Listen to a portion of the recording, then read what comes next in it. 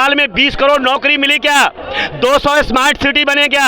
किसानों का आय दुगना हुआ क्या? राहुल गांधी का उठा के देख लीजिए, बोलते हैं हमको इन हिंदुत्ववादियों को देश से बाहर निकालना है। उनके गठबंधन के नेता बोलते हैं सनातन धर्म डेंगू है, मलेरिया है, ये है। आज वादा नहीं पे बात नहीं कर रही है, मैनिफेस्टो पे भारतीय जनता पार्टी बात नहीं कर रही है, क्योंकि भाजपा को मुंह दिखाने के लिए कोई जगह नहीं है। बीजेपी के राज में हर काम जो है पैसे की बदौलत होता है। भारतीय जनता पार्टी के पास एक ही रास्ता है और वो सांप्रदायिकता है। ये सांप्रदायिकता के आग को जलाकर और राजनीति की रोटी सेकना चाहता है। लेकिन बोलने वाला रोज पर एक दिन मोदी जी पैसा नहीं देगा तो चुनाव बंद हो जाएगा। बीजेपी कह रही है कि कांग्रेस जो है वो तुष्टीकरण की राजनीति कर रही है। हमें कांग्रेस अगर तुष्टीकरण की राजनीति कर रही है तो मणिपुर को आपने देखा कि नहीं देखा?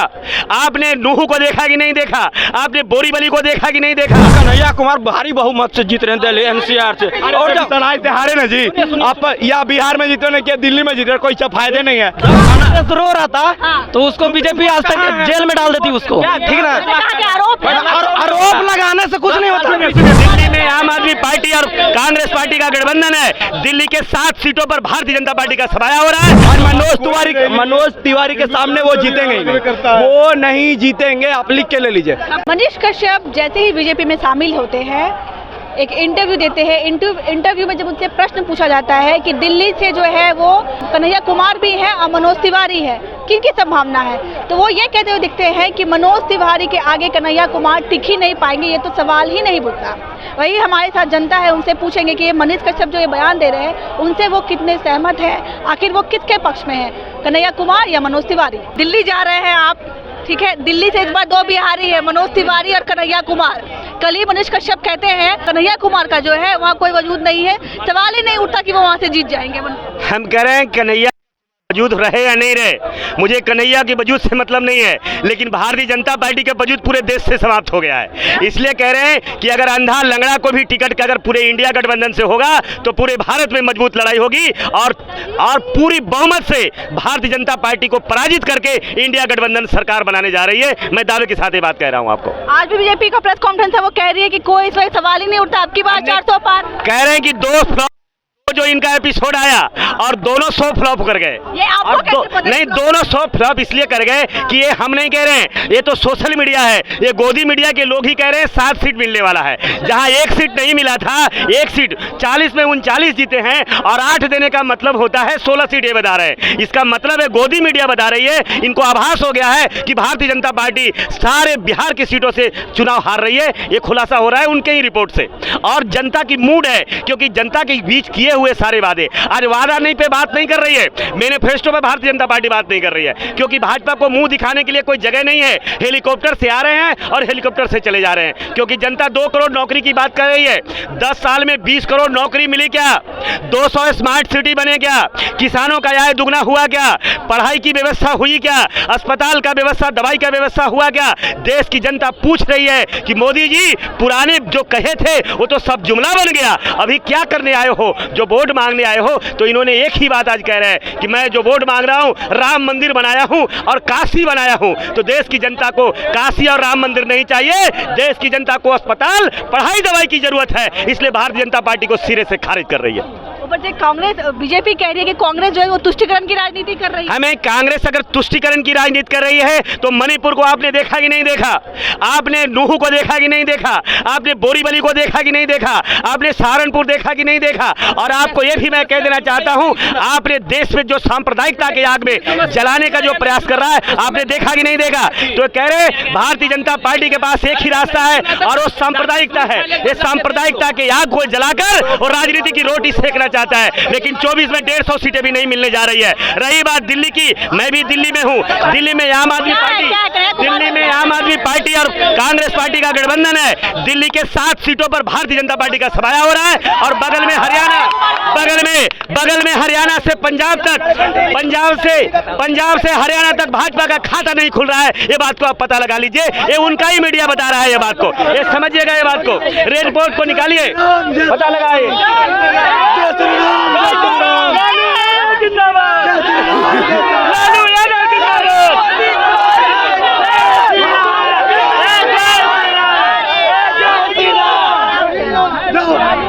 आरोप लगाने गए वो जो है ना, उनको एक बार घुमा के दिखा दीजिए ना। हाँ। उस सब जगह मीडिया में यही बोल के सवाल उठा के हाँ। अब भाग जा रहे हैं, जवाब ले ही नहीं रहे चलिए हैं। जवाब बस दे दीजिए। क्या सवाल था उनका? कह रहे थे कि सफाया देखिए जी, देखिए ये सब जानते हैं मोदी जी गलती की है, उनको पता है। बीजेपी के राज में हर काम जो है पैसे की बदौलत होता है, अच्छा। हर काम पैसे की बदौलत होता है। मीडिया हो, पैसा के बदौलत होता था पहले, कौन बिना पैसा? अगर इस तरह से देखा जाए तो आपके घर में सबका सरकारी नौकरी होगा, आपके पापा का, आपके चाचा का, आपके दादा का, आपके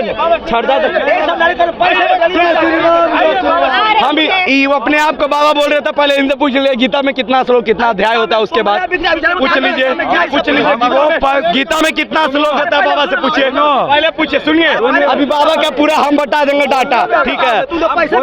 देखिए दूसरे को भी मौका दीजिए बोलने का।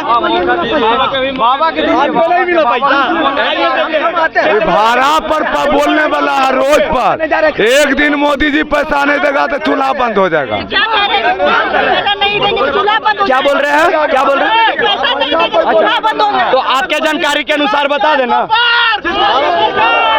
जो बोल रहे एक दिन मोदी जी पैसा नहीं देंगे तो चूल्हा बंद कर देंगे, तो आपको बता देना। वृद्धा पेंशन लेने की उम्र में टेंशन ले रहे हैं, वृद्धा पेंशन लेने की उम्र में टेंशन ले रहे हैं। शामिल हुए बीजेपी में, तो उनसे पूछा गया कि मनोज तिवारी के सामने कन्हैया कुमार है, तो उन्होंने कहा कि उनका कोई वजूद नहीं है, मनोज तिवारी को हरा ही नहीं सकते, सवाल ही नहीं उठता। जी बिल्कुल, कन्हैया कुमार नारा लगाते थे भारत तोड़ने का, उनको कहा प्रूफ नहीं हुआ है, प्रूफ प्रूफ देखिए, हर एक चीज का ना प्रूफ नहीं होता, ठीक है?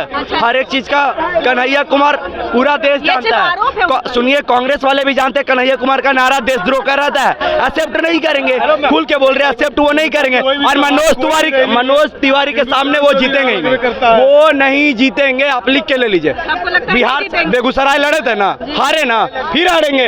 वो हारना उसको तय है, बोल रहे। देखिए जो राष्ट्र को लेके चलेगा वो जीते। बहुत अच्छे वक्ता है, क्या हो सकता है? अरे वक्ता और कुत्ता दोनों सेम होता है, ठीक है? उतना हमको लेना देना नहीं है। जो देश के गठबंधन का हो या इंडिया गठबंधन का हो, दोनों इंडिया गठबंधन वाले होते हैं, इंडिया गठबंधन वाले होते हैं। सुनिए ना, मेरी बात सुनिए।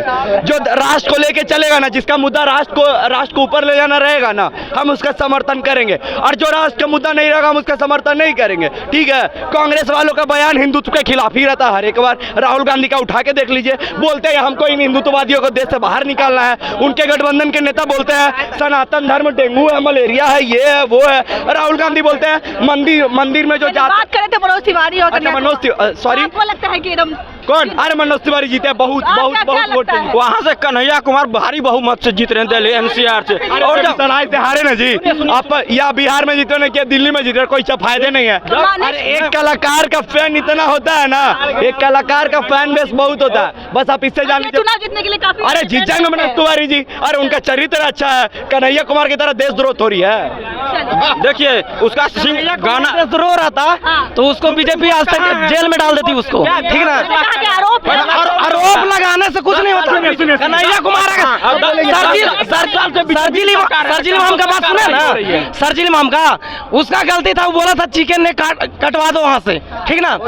उसको जेल में डाल दिया उसको। कन्हैया कुमार अगर दोषी रहता तो उसको बीजेपी जेल में डाल देती, समझे? BJP jail. पहले इनको बता दीजिए, एक सेकंड भैया बोलने दीजिए, इनको बता दीजिए, कुछ नहीं होता। इनको बोल दीजिए ना, भैया इनको बोल दीजिए ना कि जेल भेजने का काम बीजेपी का नहीं, कोर्ट का होता। पहले इतना जान। एक सेकंड, राम मंदिर जो है ना कोर्ट बनवाया बीजेपी नहीं। हाँ, राम मंदिर कोर्ट बनवाया कोर्ट। अगर तो मोदी जी कहाँ बोले हैं भैया? देखिए ये सब का सुनिए, बोले दीजिएगा। देखिए मोदी जी कोर्ट, सॉरी, राम मंदिर कोर्ट के फैसला से बना। अगर मोदी जी के ये से बनता ना, तो मोदी जी जब 1972 में जब उसका धरना प्रदर्शन किए थे ना, तो मंदिर उसी टाइम बन जाता, ठीक है? अटल बिहारी वाजपेयी के टाइम में मंदिर बन चलिए जाता। क्वेश्चन पूछे थे कि मनीष कश्यप कह रहे हैं कि कन्हैया कुमार संभव ही नहीं कि जीत जाएंगे वहाँ से। कल तक मनीष कश्यप खुद निर्दलीय लड़ने